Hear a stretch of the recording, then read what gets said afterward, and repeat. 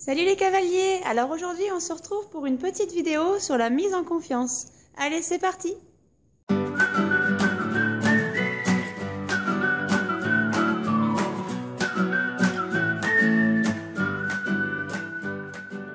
Bonjour à tous, je suis Aurélie du blog Adada Mondadou. Et donc comme promis sur ma précédente vidéo qui s'affiche juste là, je réponds à vos questions. Alors pour commencer, je vais répondre à une question de Sarah qui nous dit qu'elle va bientôt être l'heureuse propriétaire d'un poney et elle voudrait en fait des conseils pour se mettre en confiance. Donc pour répondre à la question de Sarah, je vous propose aujourd'hui une séance de mise en selle un petit peu spéciale car elle va se passer avec mon cheval de voltige. Oui, de la voltige, hein, vous avez bien entendu. Alors, je vois déjà Sarah qui fait des gros yeux en disant « Mais attends Aurélie, moi je vais pas du tout avoir un poney de voltige. » Je sais très bien.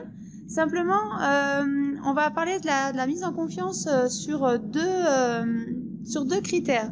D'abord, sur la fiabilité de votre cheval et puis aussi sur votre mise en confiance en tant que cavalier. Donc si votre cheval n'est pas fiable à la longe, je vous conseille vraiment de travailler ça avant d'envisager de monter dessus. Donc si vous voulez progresser à la longe, je vous invite à télécharger, donc juste en bas de cette vidéo, vous verrez un petit lien où je vous invite à télécharger gratuitement en fait mon guide de 10 exercices à travailler à pied pour être complice avec votre cheval.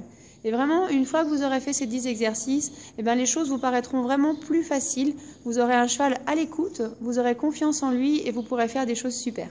Donc pour avoir un cheval fiable à la longe et avoir confiance dans votre cheval, déjà votre cheval doit pouvoir être au pas sur le cercle tranquillement.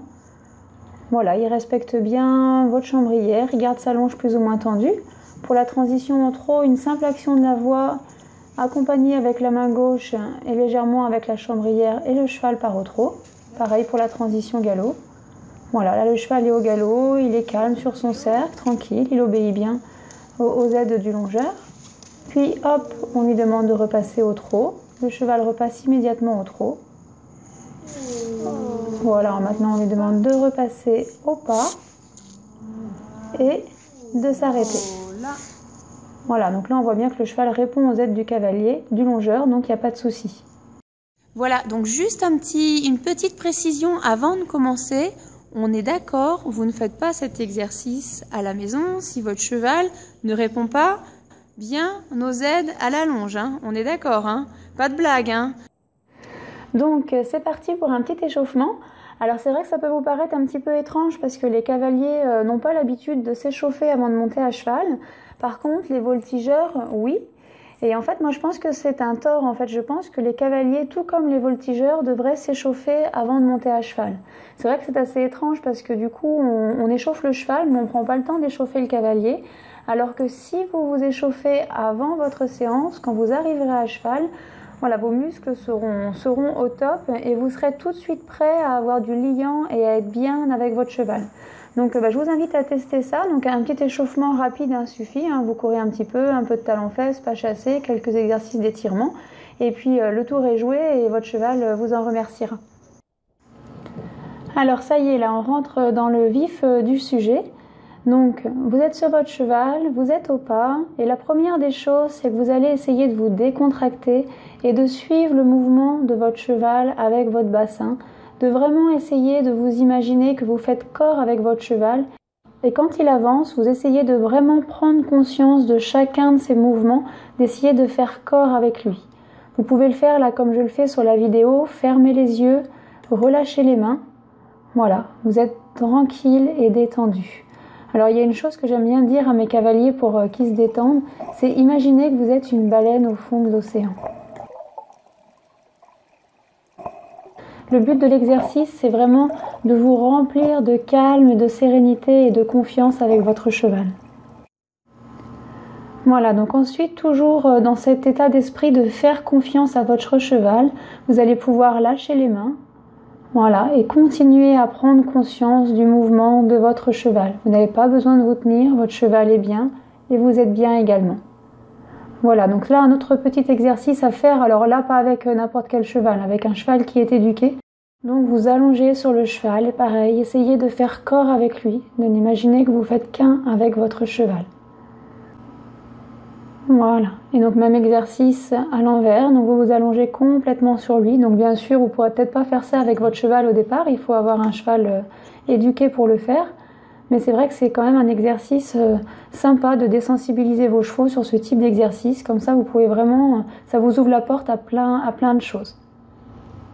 Donc là un autre exercice, donc ça va être ce qu'on appelle chez les voltigeurs le moulin.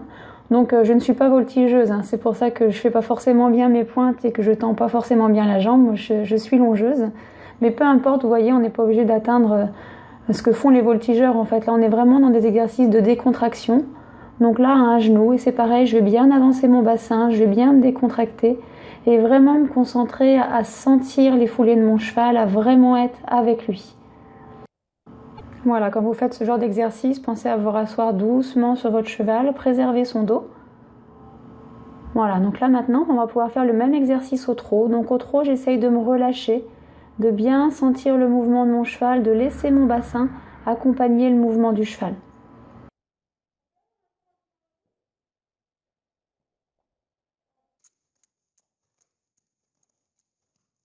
Et là, comme tout à l'heure au pas, je vais pouvoir lâcher les mains, faire complètement confiance à mon cheval et à son longeur.